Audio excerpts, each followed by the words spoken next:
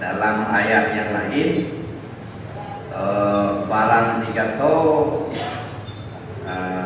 penangguhan yang berpaling daripada Al-Quran. Barang tiga yang berpaling daripada Al-Quran, maka likurnya nuqayyid lahu syaitanan, berani Allah akan kami biarkan bagi dia itu syaitan.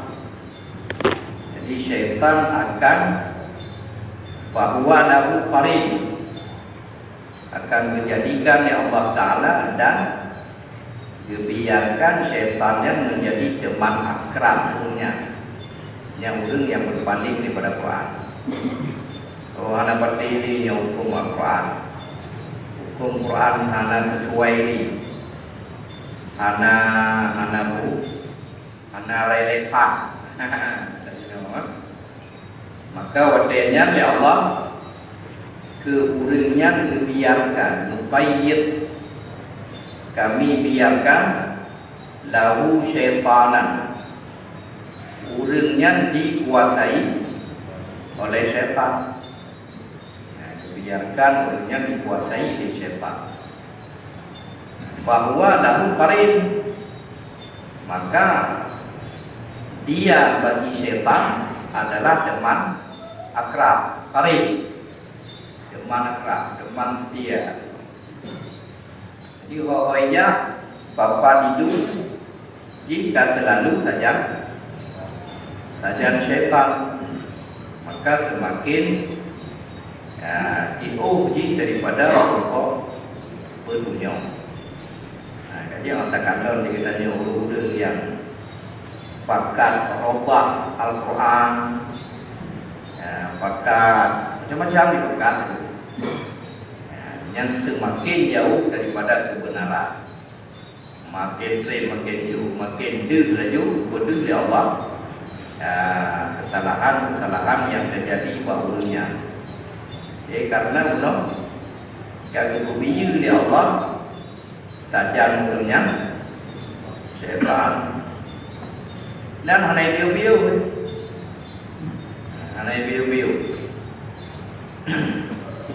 sehingga ulu-ulunya benar-benar penangguhan semakin jauh. Menyolam ayat lain yang kain katanya dengar, kepada Allah, wa man a'rada an dzikri fa inna lahu ma'isyatan dhanka. Wa man a'rada mandam, yang berpaling daripada zikri, daripada peringatanku, daripada Al-Quran, itu makna di sebagian ulama. Man a'rada mandam, yang paling ikut, anai dengar, anai petik, anai taat, an zikri, daripada Al-Quran, fa inna lahu, maka sungguh bagi ibunya ma'isyatan dhanka, kehidupan yang sempit. Jadi rasakan lekonya kehidupan kemudian di dunianya adalah dalam kesempitan. Udip yang sempit, sempit orang rezeki, sempit pikiran, sempit hati.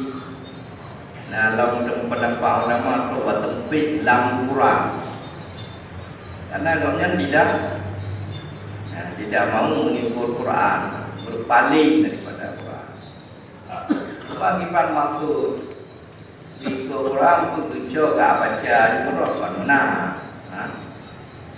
Al-Qurannya kan ditafsir oleh ulama kan ditafsir. Kemudian dari Al-Qurannya kan ditulis kitab-kitab, ayat-ayat hukum dalam Al-Quran, kan ditulis bagi kita kemudian dijelaskan tafsirnya, dijelaskan dengan hadis oleh para ulama, kemudian dijelaskan dengan kaul-kaul ulama, sehingga katanya kontakut Al-Quran langsung tak jauh dari pemahaman. Tapi dengan tak baca kitab dari ulama yang di dalam kitab tersebut ditafsirkan ayat-ayat, hadis-hadis, maka sama dengan katanya kontakut Al-Quran yang menang maksud. Jadi inti ini orang yang najabut, orang yang jabut ilmu agama, khususnya untuk pelajaran yang disampaikan, pelajaran tauhid, pelajaran fikih, ataupun tasawuf, karenanya pandainya sumber ini daripada Al-Quran dan hadis.